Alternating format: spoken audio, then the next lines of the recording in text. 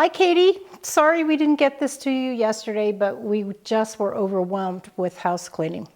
So this is a really quick and dirty explanation about how to wrap breakable items in your kitchen. The basic principle behind it is not to stack things one on top of each other, because if a force comes down on the top and breaks the first thing, it's likely that everything underneath will be broken as well. So you're going to pack things on their sides in rows instead of making stacks. So the first thing to do is to, in your box, make a little nest of paper. And I can't stress enough how important it is not to be stingy with the paper that you use. Use as much paper as you can, because that's what's really going to keep things from getting broken. And the paper that I'm using today is not packing paper. It's stuff that just came in the mail with stuff. So your paper will likely be larger than this, which is really good. So you just crumple up some paper, put it in the bottom, then take your plates, your big plates, and you're going to work always on the diagonal. So you're going to bring in the corner and then wrap each individual plate. And you will have more padding than this because the size of your paper is going to be larger. Bring it in and bring it over. And then the way you're going to place your plates in the box is on end. So you're going to start making a row of plates like this. Now, especially this is going to be true on the smaller ones because this is actually pretty small paper.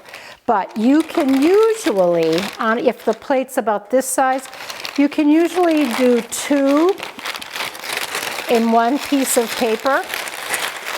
So you're going to fold up, fold over. You can place the next plate on top and then bring that paper around and into the box it goes. And so you would just continue doing this until you've done all your big plates and all your little plates. Okay, so now you can stop it for a second. Okay, so I forgot to mention, in between every layer, this box is not large enough. We did not really have a big box. You should be able to put more than one level in one box.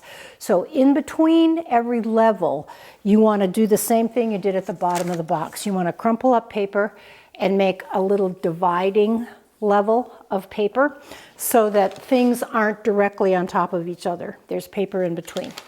Okay, so now moving on to glassware. Essentially, it's going to be the same process. You're going to roll things up.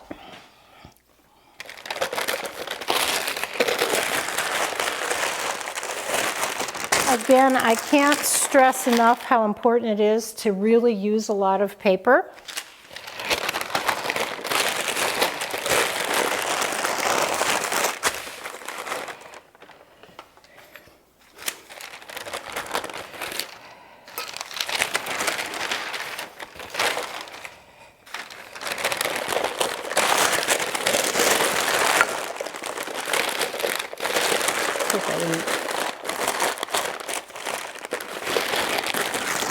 Okay, that's a really bad job. Let's try that again.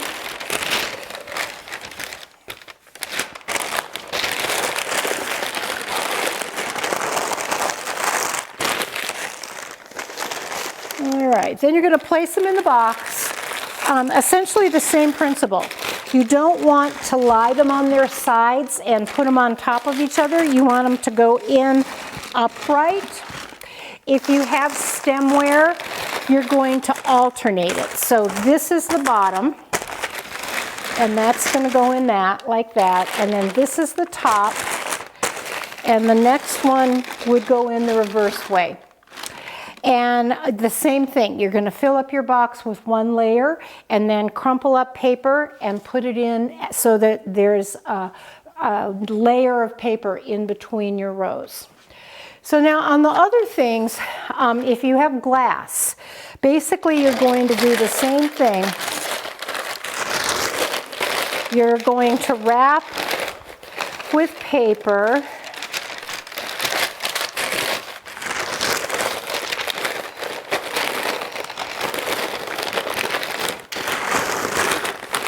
And you're going to put them in the box on their sides. So your baking dishes, you're going to line up on their sides in a row instead of stacking up like this.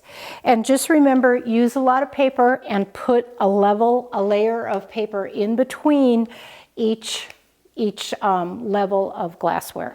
So that's about it. I really wish I were there in San Diego doing this for you because I've done it a million times. We wish you the very best of luck, and we'll talk to you soon. I can't really say have a great day because I know it's not going to be a great day. Don't let the twins or Dalton do the glassware. We'll talk to you soon. Good luck.